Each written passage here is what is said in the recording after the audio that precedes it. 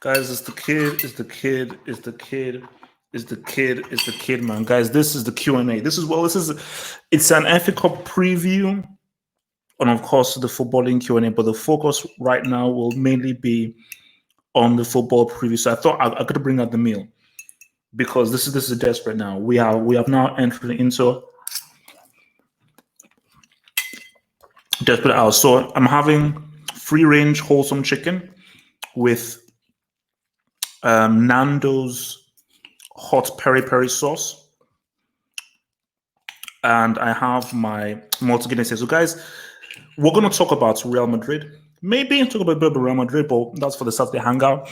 We talk about basketball, guys. This is where you send in your things. But before we even go to your questions, I FA Cup weekend, huge.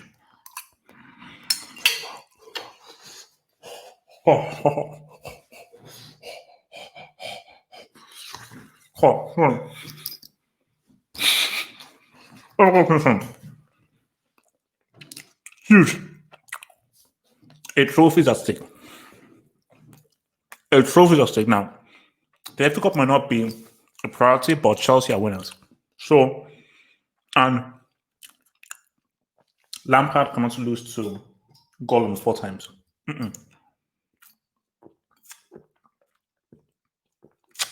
That would be embarrassing. If he loses to Lampard 4 times, I will hold that against him. And just Arsenal and Man City. Sorry, I don't see how Man City win. Sorry, I don't see how Arsenal win. I honestly do not see how Arsenal win, man. I honestly do not see how Arsenal win. Oh, Knicks. Wait, is Knicks? No, I don't think Knicks is about. I don't think Knicks is about. It's war on Sunday. Ole beats the Lampard guy. Bro, it's war. It's war. It's war. Because what Sunday is about respect. It's about respect.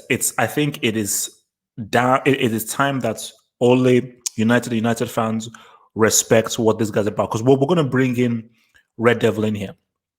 We're going to bring in Red Devil in here. So let me even give Red Devil the let me even give him the whole thing. All right, let me give him like that. Because Red Devil wanted to talk about it. So Red Devil, I've given him the thing. Let me also give one to your boy Abdullahi as well. So the thing about it is I think that the Chelsea United game was going to be much closer. I think, and it's good that they made that on Sunday because Arsenal have a chance. They do have a chance, and remember, Arsenal have a really good marriage with the FA Cup. But I think that as much as Arsenal have a chance, if Man City don't mess up in defense and they do the needful, I don't see how they lose the game, personally. I personally don't see how they lose that game. So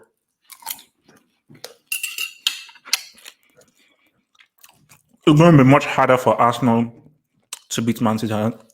City, didn't they score 5 goals in the last game?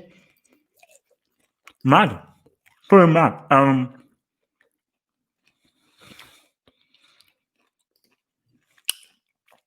don't care if Man United. So why do you say this? Now, be clear here. In the larger scheme of things, it doesn't really matter. What would you rather have as a Chelsea fan?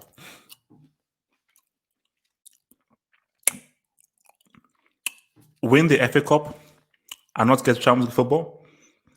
Or don't win the FA Cup and ensure Champions League football?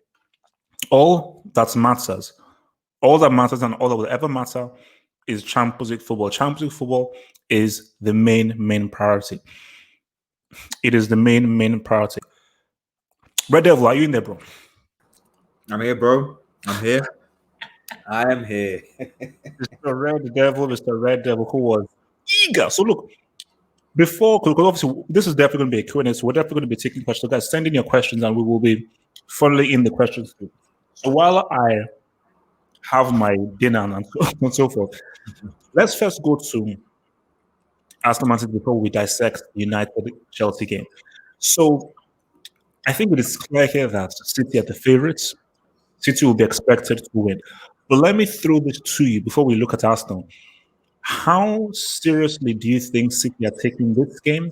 And how seriously are City taking wanting to win the FA Cup? Or do you think their main priorities are for the Champions League? Or do you think there's a desire for them, because it's still the FA Cup and it's a trophy, they are really focused on trying to beat Arsenal and focused on winning the FA Cup? If I'm honest, I think Pep doesn't really give a damn. I mean, when I say doesn't give a damn, I mean like actually, paradoxically, he actually gives a damn. So I mean, he doesn't give a damn about anybody. I think following that like Champions League kind of ruling, and obviously the whole negativity around Manchester City, this, that, and what have you, and Pep's comments. I think from his point of view, it's like, listen, I just want to basically just silence everybody, whether that's by winning trophies, just destroying teams, etc. Like I think like this whole ruling is sort of, it feels like almost like City have been punched into a corner. Now they've been relaxed. I feel they're going to be coming out like almost like a juggernaut almost. So you're saying that the ruling has made them care less? No, care more in terms of the fact that like I think that like now he's going to come across. It's going to be like literally, I want to basically like almost like destroy, just like almost like an in quote wounded lion. And suddenly when the lion gets back up, you're like, right, okay, I mean business. I'm going to like go and attack everything. And I feel that's the mindset that Pep is going to instill in Man City now. Like where it's like, you know, Pep is always a serial winner and he will want to win the FA Cup. I mean, they go on about that treble, in quote treble, with the League Cup and the FA Cup and stuff like that as well. So I know for a fact that he will. Don't give me that. That was not a. That was. I know. The treble has to include the CL. Please. I know. Please. Absolutely does. But they still put it as a sort of, yes, we want a treble or something. It's not a treble. It's not a treble. For any City fans, it's not a treble. Not a real treble anyway. But I wouldn't, if I was an Arsenal fan, you know, so I wouldn't think that, oh, because the CL's there, like, you know, it's a priority and like that. I think that they've got enough quality. The other thing as well is, let's be real, City have played, can anyone actually remember the last time that Arsenal actually beat Manchester City in any competition? I can't remember. Like I generally cannot remember the last time. Do you mean under Pep, or are we including Mancini? Like when was the last time that Arsenal actually beat Man City in any competition? Please send in the comments, let me know, because I mean, you know, United have beaten City this season 3 times already. But when was the last time Arsenal actually beat City? Do you know? So already based on that, they must have. I'm not sure. I must be missing. I'm sure they must have. I'm sure they must have, man. Well, Paul McLean says 2017, so 3 years ago. Oh, wow. So even if they put out a semi, you know, average squad, I still think that Manchester City have got this, you know. So obviously Arteta. But what about this? What about people who say, okay, if this is a Premier League, cool, 100%. But what about people who say that Arsenal have always had an affinity with the FA Cup, and even when Arsenal were at their lowest under Wenger, they still managed to win the FA Cup, and maybe the FA Cup is going to bring out about something new in Arsenal's approach and in their performance. So that's, you say what? Will David Luiz be playing in defence? That's basically what I have to say to that. Will David Luiz be playing in defence? You know, so what is the, you know, Aubameyang was rested midweek, so I expect Aubameyang will play. But I don't know. I don't think it's going to be like a battering. I don't think it's going to be a battering at all. So, but I just I just can't see Arsenal really doing anything really, but for like a really, really, really bad defensive mistake for Manchester City, or like they go down to a man, like 1 man down or something. So, but honestly, I don't. Maybe Rodney has something to say in the comments. Maybe he's got something to say, but I'm just trying to think of ways where I can see a possibility of Arsenal beating City. What about, so if you're Arsenal, you know how City play, you know their thing. What attacker do you go with? Do you go with Nketiah, Aubameyang wide left? Do you go with Lacazette, Aubameyang wide left? Do you play Aubameyang as the striker? I don't know where the hell Martinelli is. He's injured. How do you think Arsenal should sort of approach this game to beat Man City? And do you think that they have the players or the strategy to expose them in the way that your boy Gollum did, or they just don't have the kind of ingredients and the pieces that United have to sort of really exploit Pep tactically?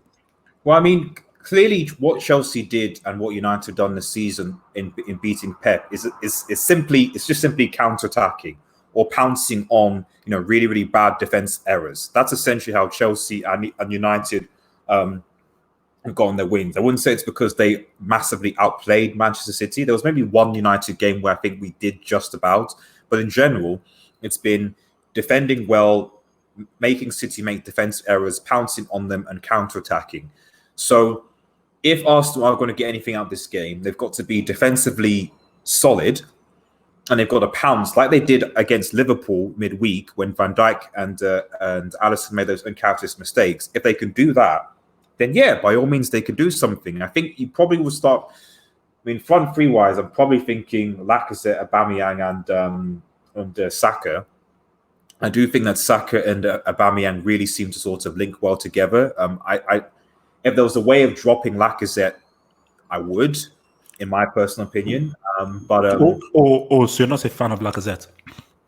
Well, I mean, his nickname to me is Lacafret. I mean, I know he scored recently, like last games, and suddenly I was like, Lacazette is awesome. But I mean, prior to that, to those goals, his last away goals, like against Huddersfield, like last year or something. So for the majority of the season, he hasn't really been that effective in front of goal. But I think that's the front three that he's probably going to go with. Xhaka, I think, since coming back, has been quite solid in the midfield. It just goes to who they're going to play in that defense. I imagine that he's going to play a back three against City, but even with a back three,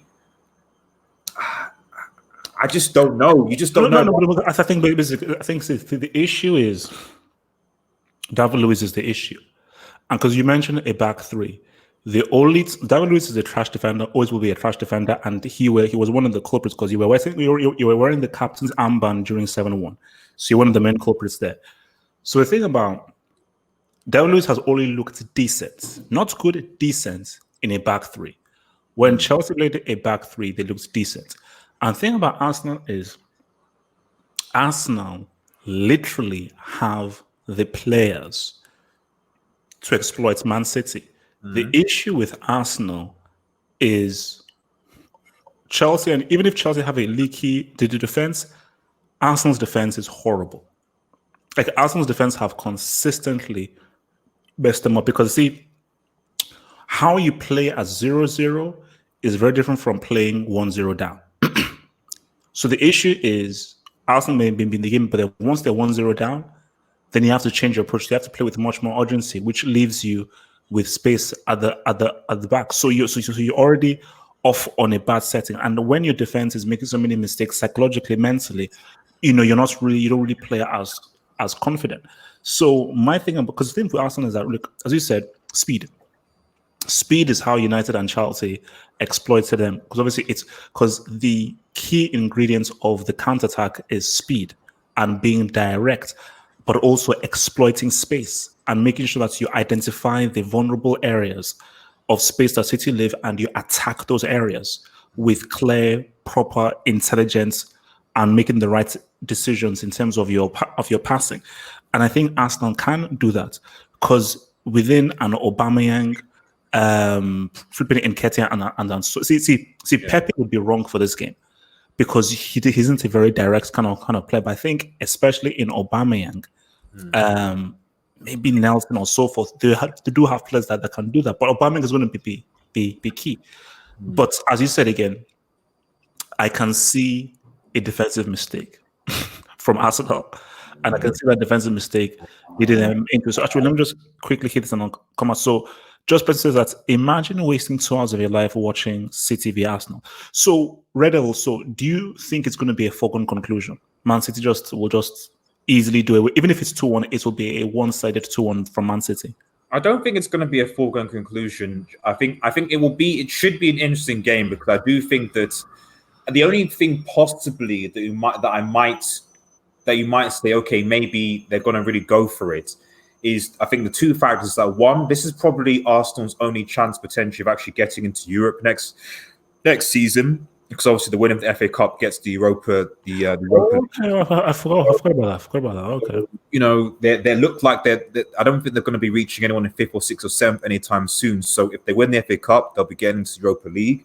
And then there's just the fact that, like, obviously, you look at Oli at United, Lampard at Chelsea, and Arteta at Arsenal. They are all previous players of their respective clubs that won trophies of their clubs. One of the greatest things, also, as a player is not only to win trophies at your club, but also to win it as a manager of that club as well. You know, Pep Guardiola obviously with win trophies is great, but he didn't come from the Man City academy. So I think there'll be a real drive from Arteta to be like, right, guys, you know, this is our only chance to potentially get into Europe. And, you know, been a serial winner at Arsenal when I was a player. I won the FA Cup as well. If you instill that mentality in his players, then they possibly have a chance.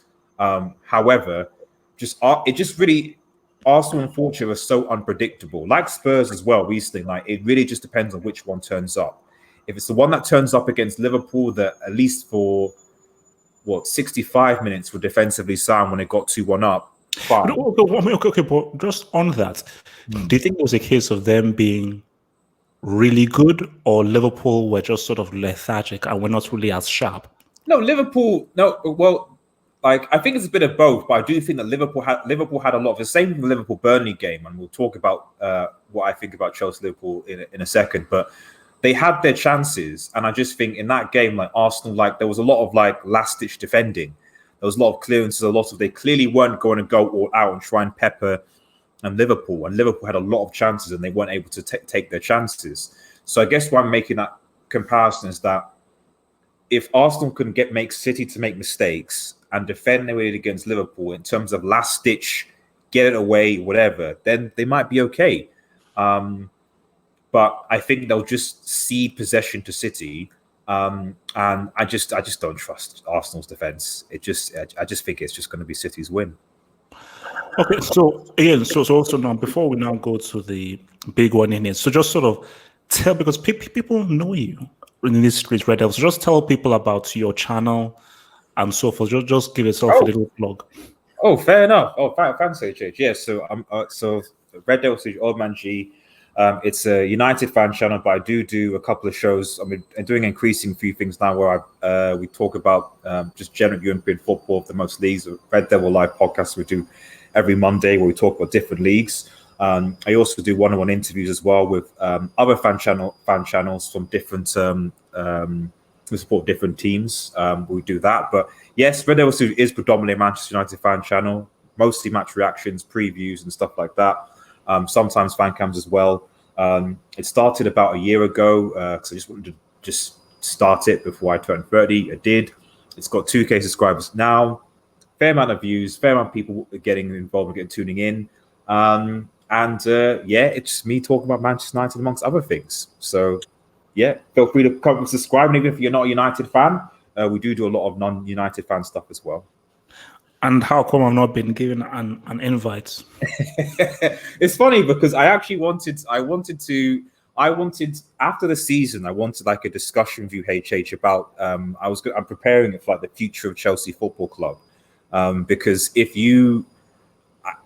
Chelsea for whatever reason do not get top 4, I want you to kind of share like how you think that Chelsea should go, forward following the next season if you don't manage to secure Champions League football. You're shaking your you're shaking. Don't put such evil things into the ether. Please don't put any serious things into the ether. Okay. So look, man, United and Chelsea, before we look at this game specifically, why do you believe that Solskjaer has been able to consistently get one over on Lampard? Is it a case of Solskjaer having a better strategy than Lampard? Is it a case of Chelsea are just a bad matchup for United? Or is it a case of Chelsea and the players just not really stepping it up, whereas United's players and their key players stepped it up? What has really been the main reason? Because again, you see, once cool, twice is a coincidence, 3 times is a pattern. when something happens 3 or more times, it's a pattern, and if it's a pattern, there is a reason to that pattern. So, what do you think the thing is? I think the thing at the top of the list is that, irrespective of what front three Ollie picks, they are in general more clinical than Chelsea's front three. You know, they are just more like that. The first game of the season when you're 4-0, frankly, you could argue that in parts of the game, Chelsea were the better team, not a better side. But they just couldn't. The chances were there, they couldn't finish. Exactly. Whereas you give it to like the Rashford, you give it to Marshall, whatever you say about Marcus Rashford, whatever you say about Marshall, and like they are clinical players. You know, you give them one-off opportunities, and eventually, you know, they will score the goals. And especially going into this this FA Cup, you know, depending on obviously whether Ollie plays still on this 11, and I'll talk about that later. You've now got obviously Greenwood doing his thing. You've now got Pogba back in his thing. You've now got Fernandes doing his thing as well in goals. So the big thing right now, United Chelsea, is just that we just have more clinical players in front of goal than I think Chelsea do.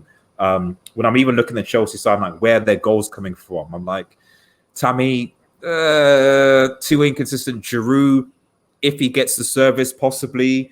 Pulisic, okay, yes, he can be a threat, you know, but if you can mark him out of the game, Willian, maybe from a free kick, you know, there's not really a consistent clinical finishers in this Chelsea side, which harms them. I mean, you know, you 1-0 against Norwich, you know, bro, you know, so that they've got down their bottom, you know, so only 1-0. Like, I mean, come on, you know, so.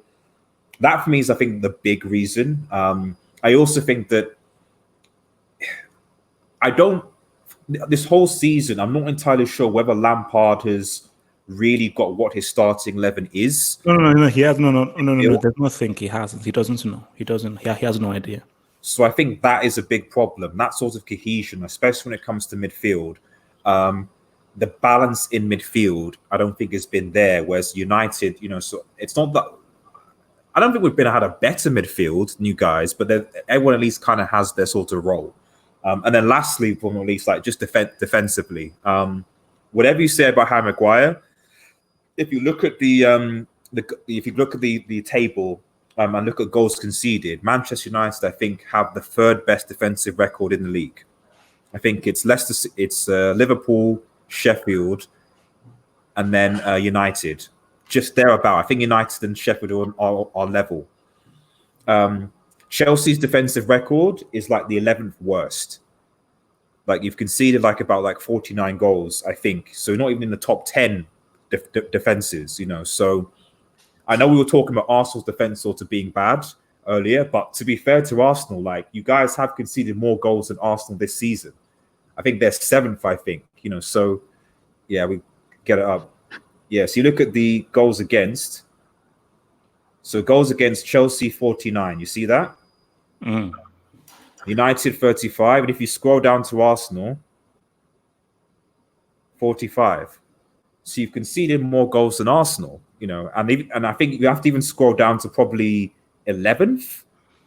Yeah, to Everton, to get another team that's conceded more goals than Arsenal that is wild, man. 11th. It's a lot. So that's, like, I know people give off about, you know, we speak about Maguire. So United are second. Joint with United are second, equal with City and Sheffield United. Yeah. So I know we talk about Maguire's defense being Maguire being a bit defensively attacked, and even David Luiz, but like, I don't think there's actually been much made of Chelsea's defense this season. Like, it's not even top 10 defense. It's like 11th. You've been conceding goals like nothing. That's why when you guys were like, "Oh, we're gonna sign Werner, we're gonna sign Ziyech, we're gonna sign Sancho, we're gonna sign," for me, looking at that record, a world-class centre back is a priority, plus or minus a semi-decent goalkeeper, and that for me is one of the big reasons why Chelsea have lost three goals. If you're conceding a lot of goals, you're going to lose games. Simple as that. Yeah, I mean, no. That is very true. I mean, for me, I like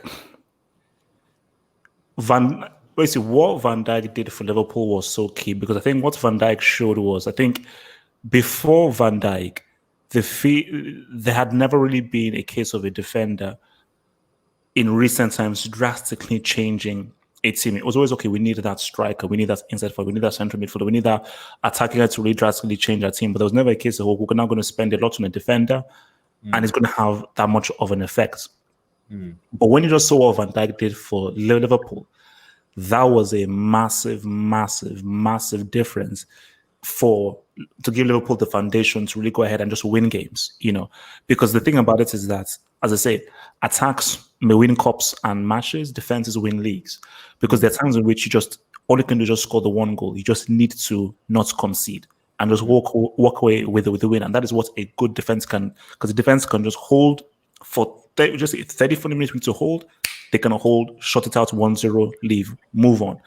And I think, that is what is the most worrisome thing with Chelsea moving forward, because Chelsea need an amazing defender.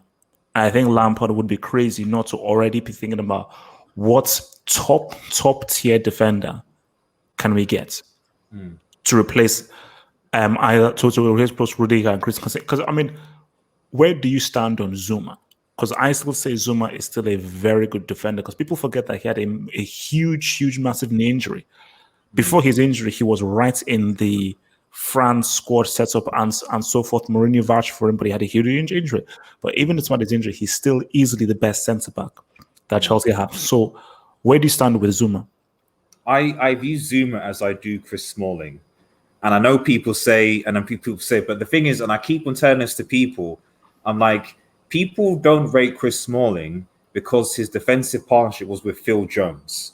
So they automatically think that Chris Smalling is a bad defender. Now, you can clearly see his time at Roma, like that isn't the case. But even Smalling with Lindelof, Smalling with anybody else other than Phil Jones is actually solid. And if you played him alongside, much like Varane, much like these defenders, that if you play them with like a really solid centre back, they're actually okay. But you put them alongside someone who is banterful, then it makes them worse. And so I feel Zuma is the sort of same thing, where I do think like he is a solid defender, but he doesn't really have anyone decent, or let's say, well, like you put him with a Van Dijk, no, fine. Okay, you put him with a Koulibaly, fine. You put Zuma with Phil Jones, he'll look awful. He'll look really, really, really, really bad. So I think that's where I see with Zuma, and that's why I think that Chelsea do need to go out. No. And I think that's something that I even said before, which is that for some, I use the Varane example. If you see Varane when he plays with Militao, this guy looks like he does not know his left from his right. But he puts Varane next to Umtiti, or puts Varane next to Sergio Ramos, he now looks like a world-class defender. So sometimes that defender, it is very important that he's next to a top-tier defender. Would Van Dijk be that good if he was next to David Luiz? I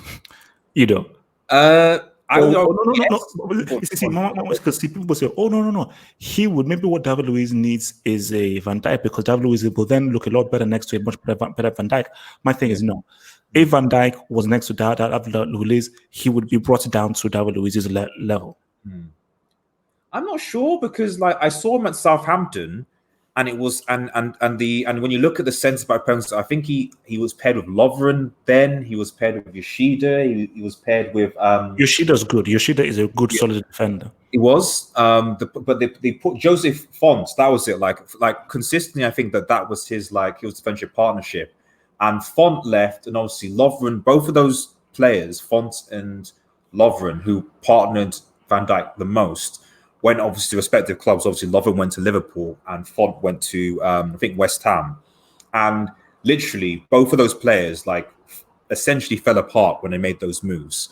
So it was evident that it was Van Dijk was the consistent factor in those centre-back pairings than either Lovren. Essentially, Van Dijk was making Lovren look better than he was, and it was making Font look better than he was. So I think Van Dijk still, for me, and even in the Dutch team, so he helps, he improves the likes of De Ligt when he's playing alongside him. He is one of those rare centre backs that I generally think that if you play alongside with him, he will improve because it's leadership characteristics as well. Like it's Ramos, like a lot of it is tied down to leadership. Like you do this, you do that, you do that. Don't worry about it, etc., etc. Is Kurt Zuma really a leader? I don't think so. No. I mean, obviously not in the sense of like a Koulibaly, a Van Dijk, or a Ramos. Yeah, a lot of it comes down to just it's a leadership characteristics that often the defenders that can improve players. It's because they have leadership skills. Like Sergio Ramos is a leader. That's why he's able to improve the back four. But if you put him alongside, if you take out that leader, then it's like I don't think anyone seems to. Who takes, like, if I was to ask you, HH, who is the one that's taking responsibility in Chelsea's back line? Who's in charge? Who's the one that's kind of, right, when a set piece comes in, you go here, you go there, you go there. This is how we're going to organize things. You see, now, the thing is, and which is why I've always said that this person makes the best sense to be captain, but the issue is that he's actually shown himself to be a slight break. The thing is, Rudiger. Rudiger is the one who shows leadership qualities, shouts orders, and seems to try and take charge of the situation in terms of telling where guys to go. But the issue is that he isn't very good and he makes loads of mistakes. So Chelsea just don't have a leader who's actually good, and that's where the issue lies. So because Rudiger hasn't been playing badly and because Lampard keeps on changing the central defensive, because it's how are you almost towards the end of the season and you don't have a defensive partnership that you've kept with. That's insane. Yeah. Because you have to just pick two, stick with it, and let them grow. They may make mistakes, but you stick with it, because then they'll grow. Because like what the key thing, do you agree with this? The key thing about a defensive partnership. Can I just say this and say, what the heck? When did you wait, bro? Side, we always go live at 10 p.m. on a Friday. It's always 10 p.m. BST. 10 p.m. BST always on a Friday. So the thing about it is, you have to have a defensive partner that you can learn and grow with. As in, how many games have Maguire and Lindelof played? Most of the games, isn't it? Games, yeah. Yeah, so and they've just created an understanding, because even for the short time I played as like a defender and just something like kick out butt games, it is very important to because central defense is about communication. It's not about tackling. It's about positioning and reading the game. You see, the tackling is for the left backs and the right backs. The centre backs, it's about anticipating, it's about interception. That's what 90% of what you do is interception. 10% of what you do are last ditch tackles or a few tackles, but most of what you do is reading the game, interceptions, blocks, and so forth. And to do that, you have to have communication with your other guy to go, okay, all right, I'm going to go here, I'm going to go here. So do I press? Do I go back? So if I press, are you now covering me at the back? Okay, set piece. Okay, we're going to go man to man. Okay, well, we're going to go zonal. We're going to go zonal. Then we're going to man to man. We're going to go man to man. Then we go zonal. So all these kinds of things, you have to just be aware of what you're trying to do. So, but if you've not created and cultivated a relationship with that guy, and your defensive partner keeps on changing, mistakes will happen. What Josh Beston says is super chat. Oh, okay. Let me see where this guy is. Okay, from Josh says that HH people are sleeping on Lindelof being best United defender. No, see, the thing with Lindelof is that even when I saw him under Mourinho, and he looks shaky, I was like, but then I remember seeing him for Sweden at the World Cup. And when I saw him at Sweden, I said, oh, he is a good defender. But maybe Mourinho relationship, but I could now say, oh, this guy's kind of big, because I saw he was very good for Sweden, and he played very well for Sweden. Now, am I going to call him an upper tier 2 defender? No. But he is a good, decent defender. So, I mean, before we defenders that you have right now, I'd probably go that far as say that Lindelof is the only real advantage that Maguire has over Lindelof is basically that Maguire is good in the air, and that like he headed clearances, headed the way and stuff like that. Maguire, generally speaking, when he's organized, can clear the ball with the head and stuff like that. But in terms of actual, like even tackling, recovery tackles, like actually being good on the ball, like Lindelof, in my opinion, like is like a far superior defender to Maguire in that sense. So and he's made some very, very key interceptions since the break. So yeah, that's my thoughts on Lindelof. So I understand what said. He keeps changing it because they keep messing up. See, now, Mo, that is not entirely true. You see, I believe there was a time when Tomori was in there. I think it was Tomori and Zuma, and it seemed fine. And even if a mistake was being made, mistakes happen. You can't just yank a guy out of the first team because they made a mistake in a game. Because what happens is you only improve and get better by making mistakes. You can't improve if you're never making any mistakes. So what you do is, as a manager, you assess these are our two best defenders. These guys are a central defensive partnership. I'm going to ride and die with these guys. So you put them in, let them grow, let them make a mistake. Now, if the mistakes are too much and they become too prevalent, then you have to yank them through and bring in someone in there. But Lampard added to the mistakes because by constantly changing and a guy having a new person in there, you actually make it even harder for you to erase those mistakes. Just to interrupt you, HH, the only thing I would add to that, and this thing is that while it would be easy to just solely blame the back two, I do think that like when your goalkeeper is as shaky as Kepa is, that also does not instill defense. And so you do have to have like that confidence comes from the back as well. So if your goalkeeper is confident, then that instills a bit of confidence to centre backs. I know it's a dual relationship. But when I've seen Kepa this season, there've been the times when you're like, it's dubious, and if I'm honest, like even Nick Pope, for goodness sake, Nick Pope at Burnley. I don't know if you watched the Liverpool Burnley game. The guy did the amount of massive saves and stuff that they did against Liverpool when they're playing at Anfield. Do I think that Kepa's going to do that? I don't think so. I don't think even though Liverpool slipped there, it was predominantly because Nick Pope was a beast in his goal. Kepa just doesn't have that. Like there was no. Kepa is trash. He's trash. Like let's just keep it real. Like because, and I think the thing about it is that you just compare what Petr Cech was to what Kepa is right now. And I think the key thing for a keeper is, as you say, he has to exude confidence. He has to try and represent confidence.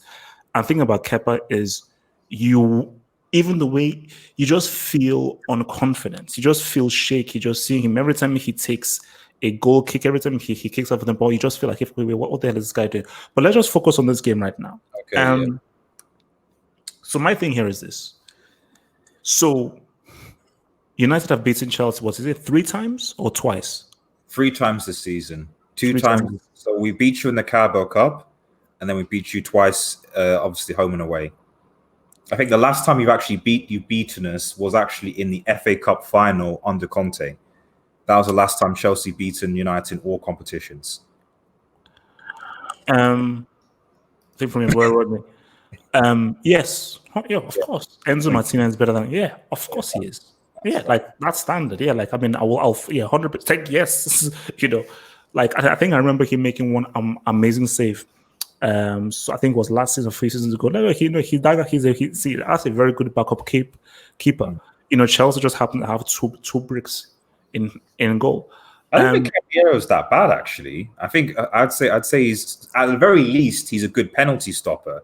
Bro, that's the least you can give Caballero. What after what he did in that World Cup, passing that ball to Rebic. Nah. Okay, so look, so my thing here is that it would look really bad on Lampard's record if he lost 4 times to the same team. That's crazy. And if he lost 4 times to what is almost essentially a fellow rookie in Solskjaer, That would be crazy. So for me, in your view, how do you think United are approaching this? Are they approaching this in the fact that we know that we can beat them? We've beaten them 3 times before. We have to take the game to them, attack them, and take the initiative? Or do you think Solskjaer second guesses? Because if I'm United, I would obviously you have to be careful in defense and so forth, but I would aggressively go in to attack Chelsea because I know that a team that has a shaky defense, you don't allow them to settle. So you press high, you send balls in there, and you send crosses, and you send passes, and you send through balls into the defense. And very early on, you say, let's see if these guys can defend. Because what you want are for them to try to make a mistake early. Because if they make a defensive mistake early, psychologically, you have them. You have them mentally. See, if United sort of sits back, consolidates, allow Chelsea to settle themselves, and then maybe Chelsea now take the lead, then mentally that just changes everything. Then defense lifts. Because for Chelsea, I think the first thing Chelsea have to do is don't make any mistakes defensively. Before even thinking about attack, don't make any mistakes defensively. So how do you think United approach this? So I actually am genuinely interested to see how both Lampard and Ole are going to set up, because following recent results and the fact that I think that, well, as a fan, for me, top 4 getting Champions League is the most important thing. As much as I like the FA Cup, I think United should go for it. Top 4 is very important. And so I would be very, very surprised if both Lampard and Ole, despite the fact that after Sunday, they'll have only 3 days rest to face West Ham and Liverpool respectively. I'll be very surprised if they went strong. They might, because they want to win a trophy as former players being managers. But personally, for me, I would actually rather Ole make wholesale changes to rest certain key players for West Ham. That's personally what I would go about it. And I don't know about Lampard, but for me, like, if I'm a Chelsea fan, Chelsea so you think that he won't play Martial or Rashford? He might play one of them, but I would be both. Oh, both. That said, Ole has always tried to go for strongest 11 in big competition, especially when it comes to this type of stage. So I wouldn't be surprised if he went strong. But I just think that there has to be an eye on Wednesday. And even, I don't know, as you said, as a Chelsea fan, I mean, you're going away to Anfield to play Liverpool, and Liverpool would have had a week off going into that game at Anfield. Do you really want to be playing tired players to potentially get, because if Chelsea lose that game at Anfield, there's potentially it's bad. It's bad. Do you know the scenario that will happen if United obviously win against West Ham and Leicester obviously win against Sheffield? Are you aware of the scenario that might befall Chelsea if that happened? Yeah. So if Leicester win against Spurs, and if United win against West Ham, and you lose to Liverpool, then essentially Leicester and United can potentially play out a goalless draw, and both Leicester and Manchester United would essentially get top 4, because the goal difference of Leicester and Manchester United will be good enough. So you need to get something from the Anfield game. Otherwise, if Leicester and United win their game, and they wouldn't do that, Of course, you got Johnny Evans, who's former United man. You've got Harry Maguire. You've got Peter Schmeichel. You've got Kasper Schmeichel. They'll make phone calls. They'll be like, guys, bro. Mo, that is not a dream scenario. That is a nightmare scenario. Mo, get it right. That is a nightmare scenario. That is not a dream scenario. Don't be sick. We need to do a stream. If that happens, we need to do a stream after that, because no. That's not happening. Because see, if that happens, then I will just know that, you know what, then life is against me. Life and everything is against me. So before we turn this over to Q&A, because I want guys to send in questions, give me a scoreline for both games.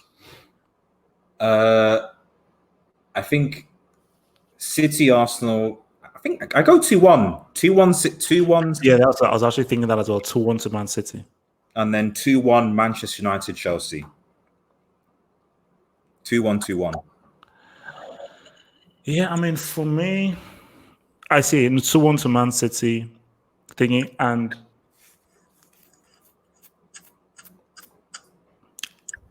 I don't know. I've got a funny feeling that Chelsea will beat United. Like I've got a funny feeling that Chelsea will beat.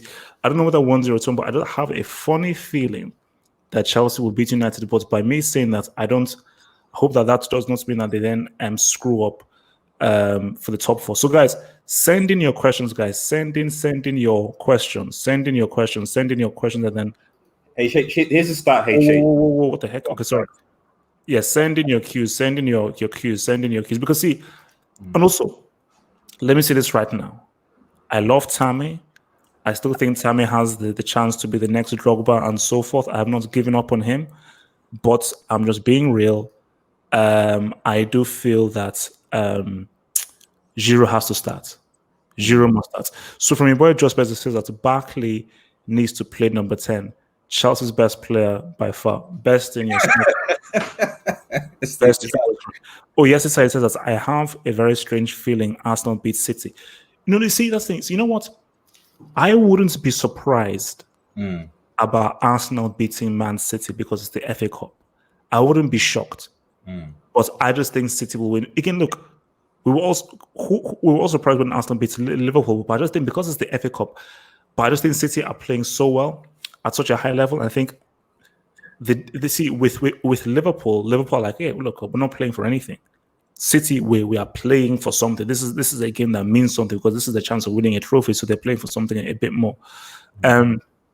So I can just go one quick stat for you just from the Chelsea game. So obviously in the 3 games that Chelsea played United obviously this season, obviously United have scored 8 goals. Okay, so I've conceded 8 goals, and Chelsea have only scored 1. So 4-0, 2-0, 2-1. Those are respective scores. So you've only scored 1 goal against us. We scored 8 goals against you in 3 games. Well, Red Devil, let us pray. Let us pray that changes this Sunday. Okay, let us pray that changes this Sunday. So, HH. So, did you see Messi's post-match interview? He was brutally honest, and I think it's good for Barcelona. So did you hear what Messi said in his post-match? I haven't watched actually. So I think in essence he said that Barcelona have been very ordinary. This obviously we'll probably go into more detail on the hangout, but basically he said that they've been very ordinary this season, and if they play like this, they will lose to Napoli. But he said that before, didn't he? This was the thing. He said that we discussed it in a hangout before, where I think he said something similar to that, and then Etienne was like, "Oh, I have all the faith in the team," and then Messi was getting the backlash from it, and he was saying, "No, bro, I'm just being honest. If we play like this, we're going to lose to Napoli." So, and I think that was maybe 2 months ago or something. So, and he seemed to get backlash for it. Yeah, I mean, no, because I look, you have to be brutally honest now, because Barcelona's only chance of silverware right now officially is the Champions League. They can't win the Copa del Rey. They're obviously Real Madrid are La Liga champions. So, and you see, this is my thing. I'm trying to read between the lines. This shows you how desperate Messi is to win at least one more Champions League. Now, here's my crazy theory, and people may think I'm right or wrong. If you look at the Champions Leagues that Messi has won, the narrative of the first of the 2 are you had Xavi and Iniesta. The very first one, he didn't really play. He got injured for the finals. That was really Ronaldinho's team. And the 2015 one, it was MSN. So there's never really been a case of where Messi was the main guy. Because people can argue that in 2018 and maybe even 2017, Cristiano was really the main force, the main engineering force that really drove them all the way through for that.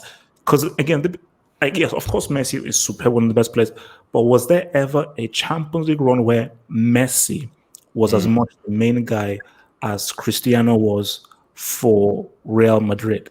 I'm not sure, or where You could I argue think Salah was for Liverpool. So I think Messi Liverpool. I is think definitely really be the main guy.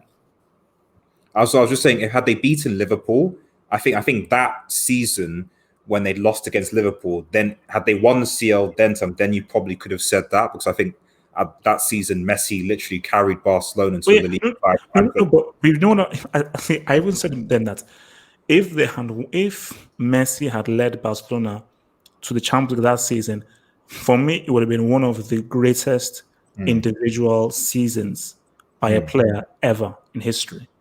mm, I don't. Then I don't think that there would have ever been a case of a player carrying a team to such an extent the way that he did that season. So then I was like, you know what, this is new age.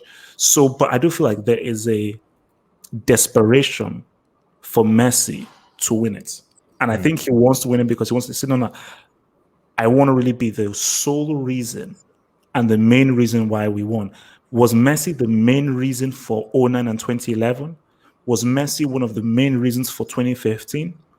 Cristiano was one of the main reasons for 2017, 2018, especially 2017. And you could even argue basically 2018 up because in the final he was a break, but up until the final he was really the main reason. Um, oh gosh, just person. The scenes when Igalo look, Igalo wouldn't do that to his fellow Niger man. Okay. Igalo would not he wouldn't dare. He would not dare put me in that terrible position. Is Wait, is is Igalo better than Abraham and Giroud? I plead the fifth.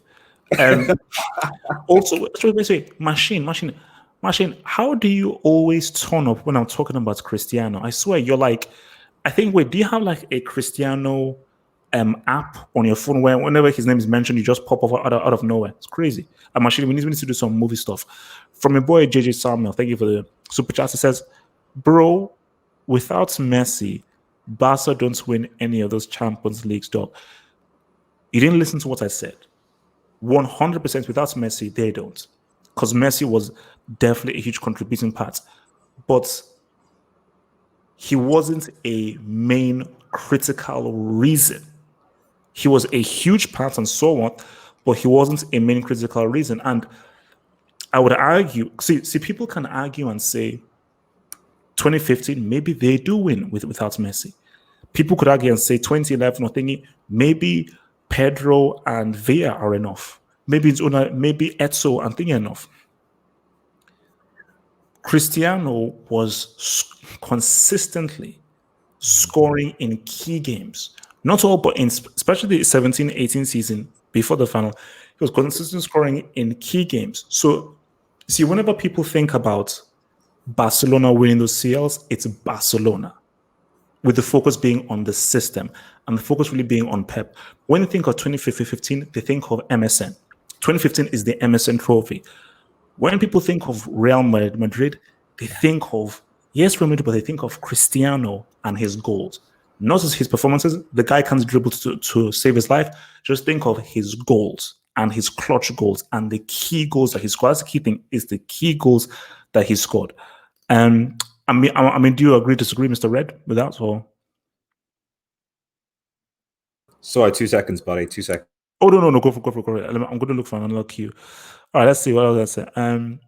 Okay, yeah, sorry. Yeah, no, I agree with you, HH. It's I don't necessarily think. I mean, as I think one of the commentators said, I think obviously winning the CL, especially I think increasingly now, like it is a team effort at the end of the day. So, and I think that there's obviously a narrative that we hear where okay, all these transfers, but there's this narrative that that Messi's orchestrating all these transfers so that he can get all these players so he can win a CL. And then there's also a narrative that says, well, Messi wants to just try and win the CL by himself. Like, I don't even think it's as complicated than that. I just think that I know that Messi definitely wants to win the World Cup, wants to win the Champions League.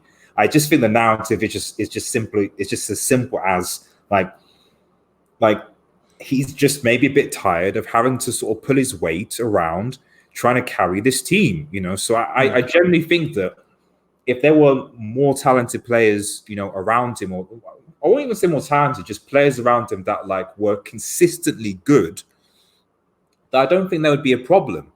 I just think that at the end of the day, like if you're constantly having to, it's like you usually use Michael Jordan example, so the Messi doesn't have that same aura as an MJ. But you see in the Last Dance documentary where like he would constantly like belittle like some of his like opponents, like you guys have got to be at my level. Like you've got to be at my level. If we're gonna win things, you've got to be. I'm not saying you've got to play as good as me, but I've got to push you to be at my level so that we can be dominant. I feel like with Messi, it's almost like with the Barcelona team, it's like, oh well, you just be at your level consistently, and we don't have to be. And I think after a while, that just gets frustrating and tiring and annoying. And it's just like, well, it is what it is, if that makes any sense. But this. So, Mr. Straight says, thoughts on Leeds United being promoted. Could it make it even harder to get top 6 with teams like Sheffield United and Wolves? Hate Leeds. Oh, you hate Leeds? Yeah, I mean, it's like this is why we are the greatest team, So HH Manchester United, biggest team in the world, is because like we have like United, where we're so consistently dominant in the Premier League sort of era that we have rivals and enemies across the country. So Leeds, back in the day was one of them. It still is. They hate us for our guts. Obviously Liverpool, Chelsea came in, City came in, Arsenal came in, etc. So Leeds were one of those old school rivals that essentially became irrelevant when they got relegated after their sort of bust Champions League run. When you remember players like Viduka and stuff like that as well. So they got relegated, and now they're up. We'll see. I think I appreciate what Bielsa has actually done with Leeds. I think they might have almost came up last season, but for the playoffs. But yeah. No, I remember the big thing is Bielsa and the kind of football that he's playing with Bielsa, the guy who spies on other teams. Yeah. Which that's fair. And look, he said, "Yeah, I do spy. Yeah, and it's not illegal." No, that's true. That's true. I mean, I think we'll see what happens. I think that I just think the Premier League is so competitive.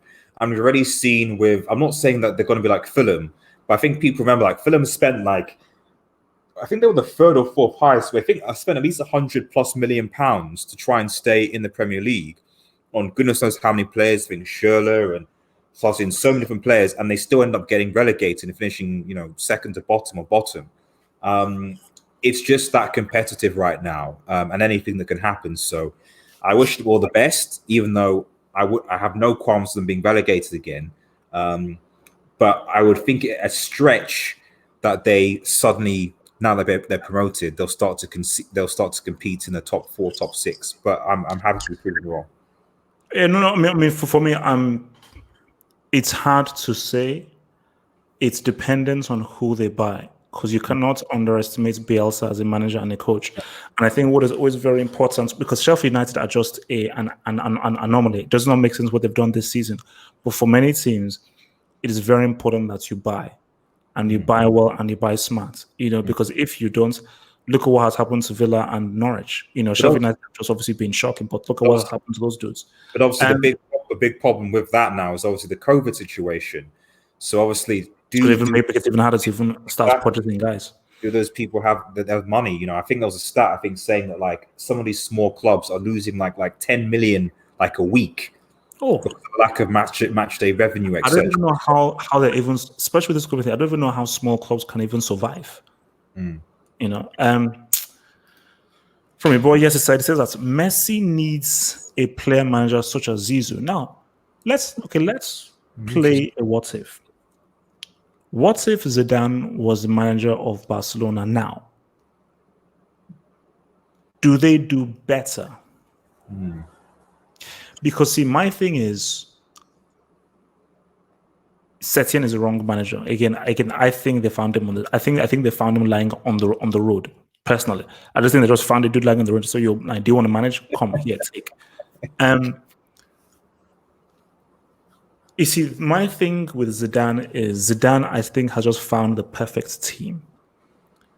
I'm not sure whether Zidane is the kind of guy who can be successful in any team. I may be wrong, but I just think he has found the perfect group, perfect players, perfect team for Real Madrid. And let's be real, he won it without Cristiano. He won La Liga without Cristiano. So again, there's no such thing. Oh, it's a one-man team. No, it's Zidane. But I think, remember, Barcelona are a very, very different team from Real Madrid. Very, very different team. So would Zidane sort of enforce his specific philosophy onto Barcelona, or would he have to acquiesce to because again, like you could see that Zidane's philosophy is very clear. His philosophy is much more a throwback to the 90s, very direct, led by the midfielders, always passing the ball forward and really playing a lot more quicker. But for Barcelona, especially with Messi, it's protecting the ball, more possession-based, moving the ball around, playing those quick one-twos and those quick, intricate passes. So I'm not really sure whether so what do you think Zidane would work with Messi and Barcelona? Do you think that would be more positive? I think that yes and no, but mostly no. I think for the simple reason that Zidane was a Real Madrid player. So if we look holistically, like even just in the culture of Real Madrid and Barcelona, like this is a Real Madrid player, going to manage Barcelona. Like I can just imagine the hatred that like Barcelona fans wouldn't have it. Like they just wouldn't have it. Like the support, the environment, it just would be in the context of Real Madrid and Barcelona and the history of something like it would be a toxic environment because he was a Real Madrid player and he performed well for Real Madrid. I think on top of that, because he was a Real Madrid player, because he achieved so much at Real Madrid, relatively much Real Madrid, there is already that affinity with the players that are already there, so like it's like coming back home, etc. And so there's a bit more leeway in that respect, which you wouldn't necessarily get at Barcelona. And then last thing you touched on it as well is that this idea of philosophy. I think Zidane, Real Madrid, there's an element of being able to be a bit more flexible, a bit more pragmatic with the way that they actually play football, as is evident by the way that what Jose Mourinho played versus what, say, Carlo Ancelotti played, and so on. With Barcelona, it seems that there seems to be a specific philosophy that's been there for quite some time, probably as back as even Cruyff, that you have to play. The manager has to embody a certain play style and the way that Barcelona should be and play. And I just don't think that Zidane would be able to easily buy into that, in my opinion. So, and I think obviously he corrected himself here.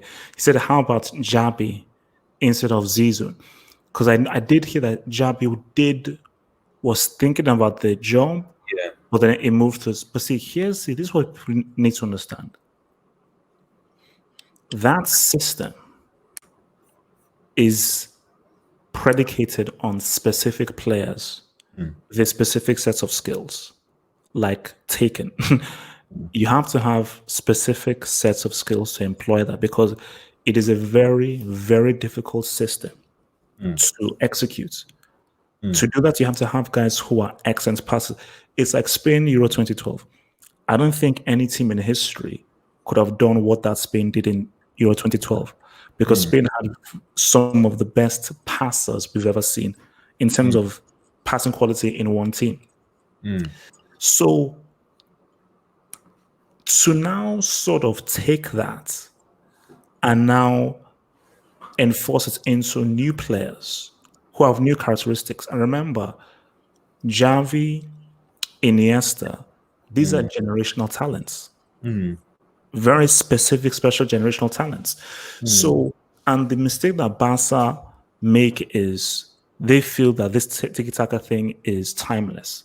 As long as because people want the same football being played and the donuts that they played from before, but people don't understand that, no, you need specific players. That's why, look, Spain have changed the way that they play now. They have to. Because they don't know, we can't play like we have like them before because we don't have Xavi, Iniesta, Xabi Alonso. We don't have a peak Busquets. Guys are changing. So Barca have to accept that you have to evolve. If you don't evolve, you will lose. Because tiki-taka against these much more aggressive pressing systems with aggressive attackers and offenses will beat you. I mean, what to take on that? Yeah, no, I mean, just before I go into it, like, I don't know why people aren't mentioning Luis Enrique I mean, is can Luis Enrique not come back to Barcelona? Is that completely out of the question? Is it? Yes. Is he? Now, let me say this. No. Let me turn the tables. Let me ask you this. Okay. Do you give Luis Enrique any credit for that 2015 treble win? You can't not give someone credit for a treble. How much credit do you give him? Keep in mind. Keep in mind. Yeah.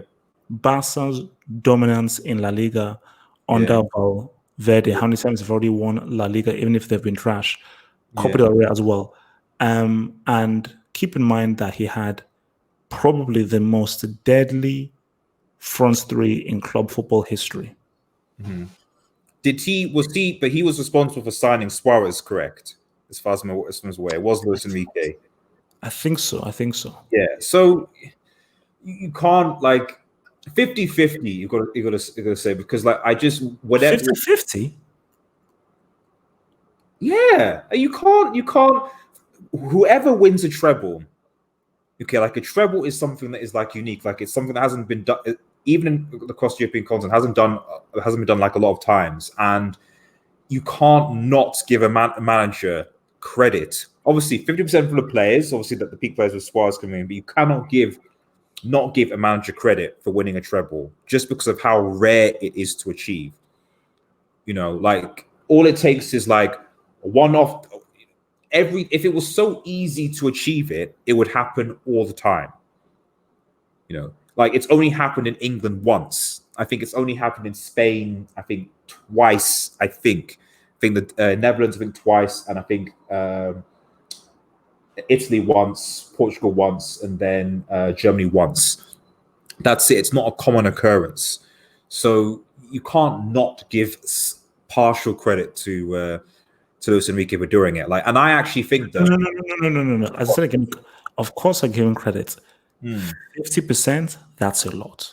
Is it though? I'll give him 20%. I'll give him 20%. But he was responsible for getting Suarez into the team in the first place in terms of when to sign it, So if Suarez isn't there, do they go on and get the treble? The other thing I would say as well is that the thing about film Luis Enrique is that I know a lot of people give Guardiola credit for the players they have, but I do feel that as soon as Luis Enrique left, it was almost when Barcelona started to go downhill.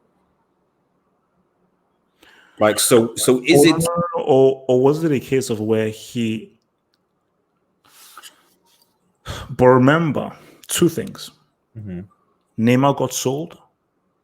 Yeah. Maybe he got the Cannibal Suarez at his peak. Neymar stays, Barca are still good, even without Luis Enrique. Neymar leaving and Cannibal just naturally declining was what contributed to it. No. I mean, it was obviously it was Valverde, I think that took over Luis Enrique. So and they probably still would have gone on La Liga with Valverde with Neymar being there. So, but the way that Valverde played football, his tactics and the way he employed, I'm not 100% sure that they would have been as successful. But your boy LB from the Hangout says Enrique got knocked out by Atletico and Juventus over 2 consecutive years with MSN. Remember 2017? 180 minutes. 180 minutes. Didn't register a single goal against Juventus, home and away. I mean, that is true, but I mean, if we're talking recent Barcelona, if we're talking recent, you're saying you're talking about the way they're in competition, semi-quality teams. In the last 2 years, Barcelona have been knocked out by Roma and Liverpool, but conceding 3 or 4 goals. So, which is better? Which is worse?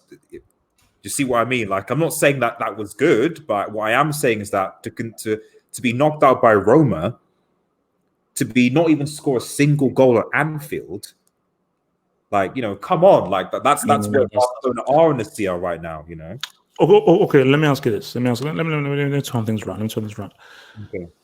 Objectively speaking, Okay. where would you rank Anthony Martial right now as a player?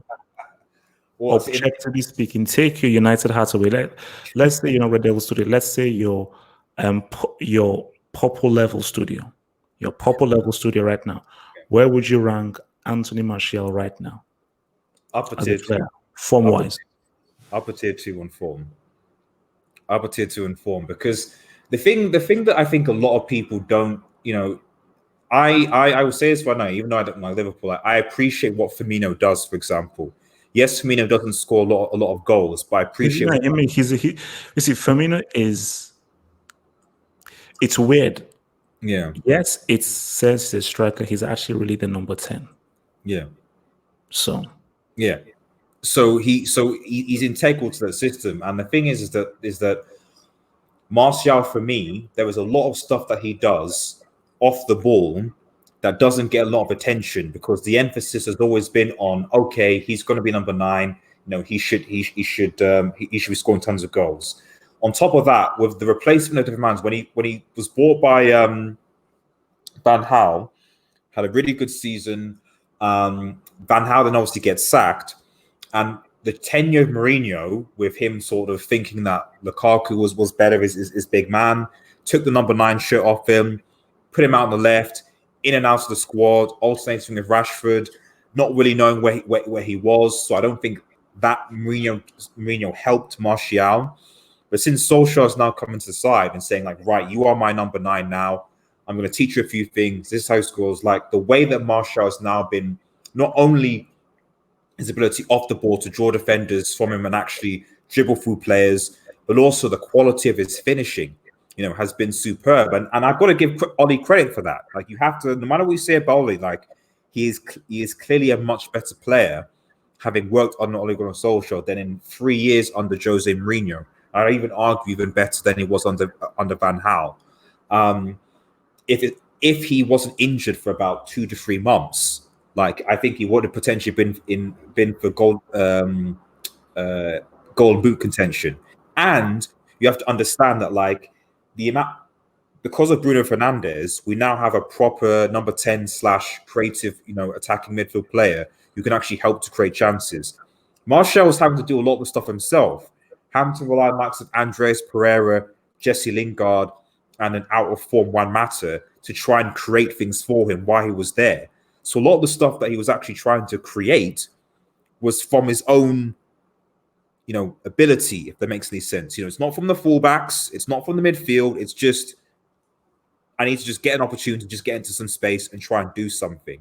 So I think going into next season, I think assuming he keeps himself fit, I think Martial could. Look, see, I've always been a fan of Martial, even through the whole Mourinho times. I was like, no, like, a good player is a good player, and I think, and I've always said, no, this guy, he's a striker, and he's a good, extremely good quality striker. Where, like, okay, this guy, given the ball at his feet, he can create things and make things happen off his own back.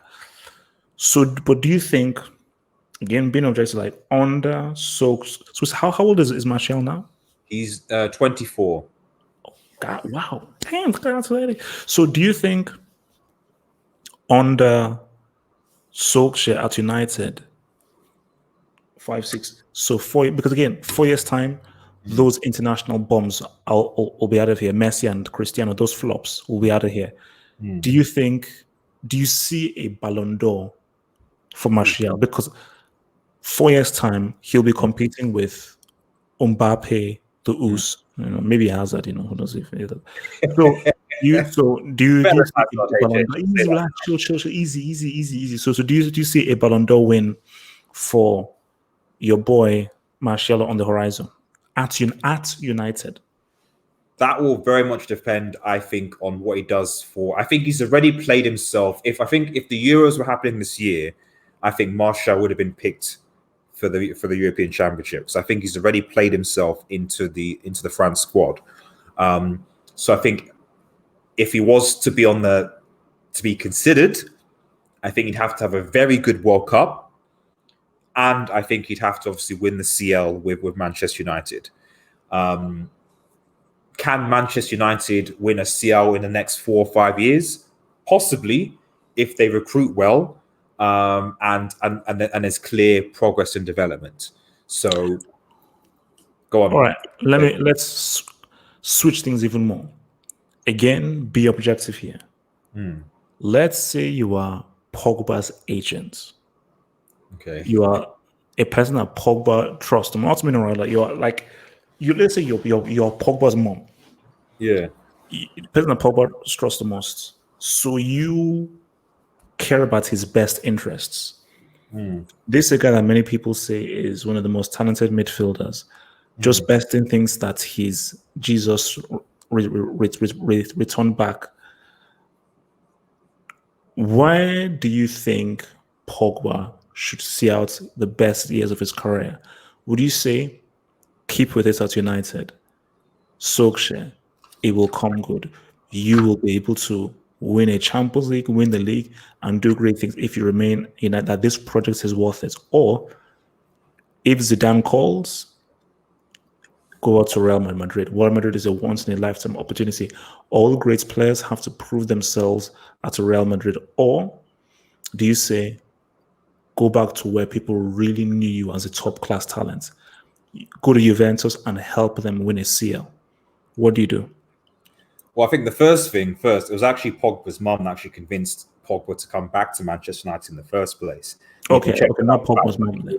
So just saying, just putting that out there. So it was his thing. So, you know, I'm always and still am a fan of Paul Pogba, and I think there's been a lot that's been made of like, is he going to leave, etc., etc.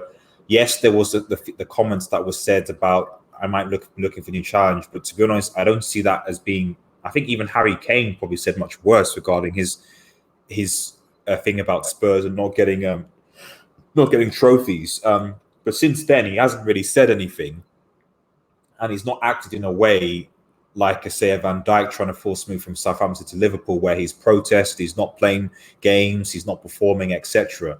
And the word from the likes of Solskjaer and the camp, you know, so is that he is very happy at Manchester United. That is the general consensus from everyone that works. I listen to what they say and what's going on. So when it comes to, you know, Pogba, clearly, obviously, the COVID situation has not helped things. So I don't think you're going to see Real Madrid or Juventus, you know, forking out 100 million for Pogba this summer transfer window. It's just not going to happen because they don't have the money, and they're not in a situation. So that's one thing. But I do think that the change in fortune on Solskjaer, hopefully secure in Champions League football. Bruno Fernandes coming in, and you can already see the wavelength between the players and further reinforcements. And I think this is the thing. It's like Pogba came to Manchester United because he was sold a vision from Ed Woodward to say, right, we're going to get top quality players in, and we're going to be competing for top trophies. That hasn't happened.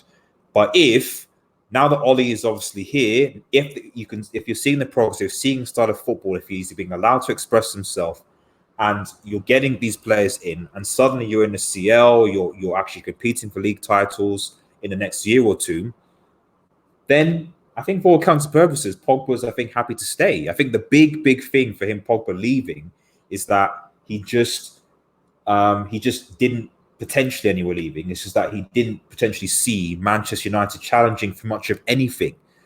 But if they can challenge for major trophies from next season, next 2 seasons, then yeah, he'll stay. He will stay. Because people forget. Okay, Boris, let me just again. Just real quick. See, again, people. I am not hating here. I'm trying to be as objective as possible. I get Man United, what they are, the history. I'm just saying this. Real Madrid have just won the La Liga title. Zidane, we know he's French. We know he's a legend and so forth. Are you telling me that if Zidane called up Pogba and said, yo, Pogba, do you want to say what's up with us in Real Madrid? Should Pogba then reject that and stay at Man United? No. I'm not saying that, but I'm saying like the circumstances around that, and you know, creating that. So I guess what I'm saying is like the immediate reality right now is that Real Madrid are not going to be able to make a bid for Pogba this summer anyway, given the situation, right? And they don't have the funds anyway right now. So with Pogba right now has, I think, 2 years left on his contract. So it expires in 21, but with the option to extend to it. So technically it's 2022, right? So given that there's no bid from Real Madrid incoming, this is me being a realist here. If Paul Pogba can see, like if next season, for example, United are challenging for the Premier League and the Champions League and potentially win one of those things, then yeah, I actually think that Paul Pogba would probably end up staying at Manchester United, especially given the fact that reject. So specifically, is that he would reject Zidane and Madrid. Possibly, yeah. Based on the fact that one, we can pay more in terms of wages in Real Madrid. That's a fact. We can easily. But two, I do think that people generally underestimate the fact that Paul Pogba was a Manchester United academy player. Like a lot of the players that he's played, like Solskjaer, all the managers, like Solskjaer was one of Pogba's coaches.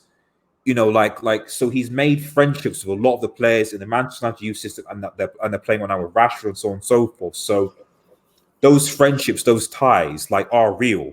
I'm not saying that Pogba wouldn't want to play for Real Madrid, but what I am saying is that if you've been in the Manchester United academy system, if you made those bonds, made those ties, and suddenly you're starting to get success, major success at the club that you were as a youth product, then you're going to want to build on that success, and especially with a big wage bill to boot. So basically similar with Messi and Barcelona. Yeah, because I have no doubt that Pogba, if Pogba could choose, he'd want to be like a legend at the club, like an ex-post goals, etc. And you give him the high wage. Like I said, wages are not going to be a problem. We know that. It's the same with De Gea. De Gea wanted to go to Madrid, and then to Madrid didn't happen. Dream, given his wages, fine.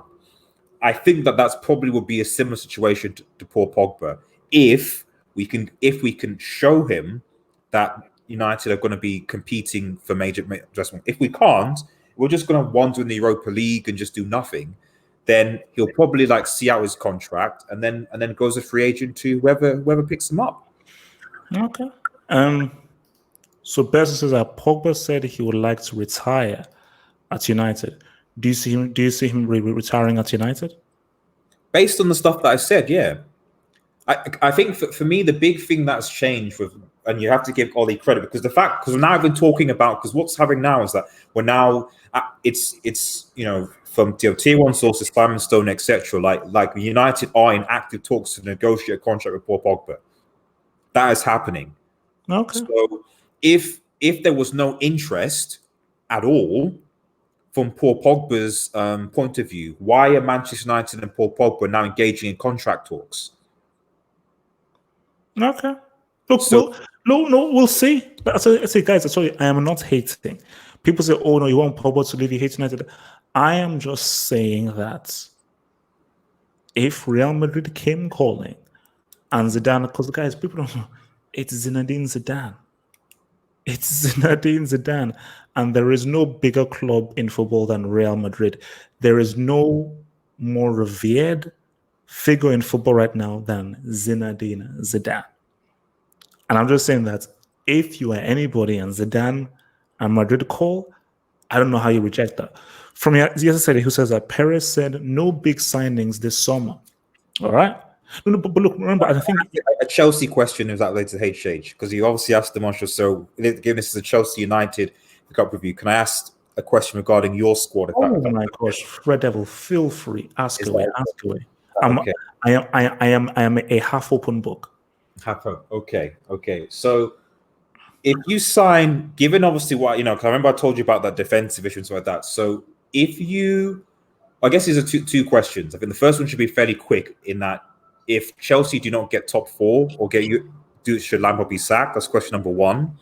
And question number two, with obviously the signings of Werner and Ziyech and potentially Havertz coming in, do you think that Chelsea can compete for major honours next season, if you don't actually address the centre back and goalkeeper issue? So the answer to the first question is yes, Lampard should be sacked if Chelsea don't get top 4 and in the Champions League, 100%. Secondly is no, Chelsea won't be able to compete for top honors if they just rely on Werner, Havertz, and Ziyech without addressing the defensive capabilities. Because even with all the powers of Messi and so forth, Piqué has been doing pretty well. Yeah, but he's doing pretty well. Chelsea's defense is a major issue. It is a major issue. And as we saw there, 49 goals conceded, that's not good enough. Now, I'll be real with you. Okay. If Chelsea had Werner, Ziyech, or they had more clinical finishers, you may see those 49 conceded, but you may see 75 scored. Because I think it's now 64. You may see 75 scored, and Chelsea will probably be a lot higher up. So you'll be seeing more 4-2s, 3-2s, and 4-3s. Because in a lot of the games that Chelsea have lost, they've controlled, they've dominated, they've had chances, they've not been able to finish, or rather, there've not been any imaginative players who've been able to break the low block. Because see, the issue that Chelsea have had is, like when you're a team, you have to have 2 strategies: how to beat a team that gives you space, and how to beat a team that doesn't give you space. You have to be able to know how to beat those 2 kinds of teams. So Chelsea look very good against teams that give them space. They look very good. But teams that don't give them space, Chelsea have 70% possession. They think they're controlling the game. Don't really create any clear-cut chances. They lose concentration, make a mistake, boom. This is a quick tidbit about football. You are at your most vulnerable when you have a large amount of possession, but don't create any clear-cut chances. That is when you, as a team, you are at your most vulnerable. So just keep in mind that when you're watching football games, look at teams who have massive possession, but not really creating any clear-cut chances. More times than not, they will have a lapse in concentration. The opposing team will counter them, score, and then go ahead and win, man. So that's the issue there. The issue is Chelsea must get a top defender, 100%. And the issue now it's hard, because can Chelsea get either Skriniar or De Vrij from Inter? It's difficult. Koulibaly wants to settle in thingy. Upamecano is good, but he's still a bit young. He's not really a seasoned defender. It's hard to find that good top-tier defender that Chelsea need, but 100% they need that,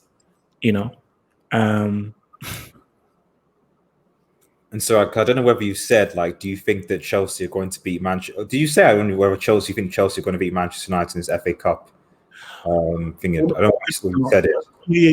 No, I said that. Said it, okay. I think Chelsea will. I think United. What reasoning for that? No, the reasoning is similar to the Man City thing. United are favorites. United are expected to win. And I think that Chelsea will just surprise United. Just be one of those things where Chelsea because United will have chances, Chelsea will have chances, but I think Chelsea will be more clinical. Now, keep in mind, it depends on the lineup. If Chelsea starts with Tammy, it's not happening. What's the midfield that you should start with? What's the midfield what do you think the midfield? Because I'm curious, because I think Kante's injured, isn't he? From what I think it's unavailable. Yeah. So you're going to play what? Jorginho, Barkley, and Mount? Is that what's probably going to happen? Well, Kovacic.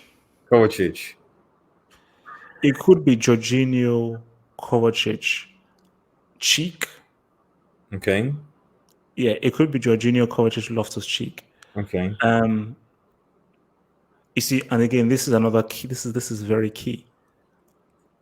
Without Kante and Jorginho in there, United will be far more dangerous because Kante is very important in stopping those counters and making those interceptions. So without him, it's going to be tough. So actually, let's say, so Atalanta forfeits. I just saw Neymar ball. You see, this is the thing. I think this is where I think best it might be a bit crazy or sniffing glue. You cannot rate Neymar playing against a bunch of part-timers. You can't. So, yes, PSG looks great. Who do they play? Red Devils, they played against a team called Le Havre. So, if PSG think that Le Havre will be the same level as Atalanta, they're in for a rude awakening. Because as I said again, look, obviously we'll talk much more in detail in these games as the weeks come by, but PSG will be very, very stupid in underestimating those boys. Guys, look, man, let's hit out. So remember, guys, tomorrow, so tomorrow, 10 p.m. hangouts, you obviously see Red Devil. They will obviously be reviewing the Arsenal Man City game and obviously looking ahead to the Chelsea United showdown. Bro, I mean, if Lampard loses to Solskjaer 4 times, that's crazy. That would be crazy.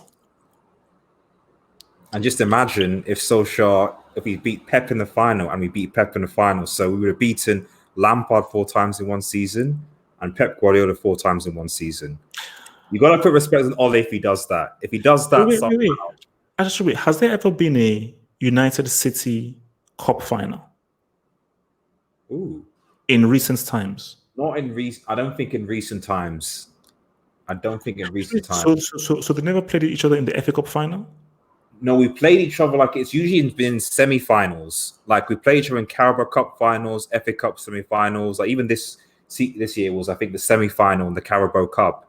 I know we played against them that we lost over 2 legs. But I can't remember the last time we played them like in a cup final. So, but I'm just saying, if he beats Lampard and Pep, assuming City go for Arsenal 4 times in one season, there's got to be some respect that's got to be placed on Ole Gunnar Solskjaer. There's got to be. There's got to be.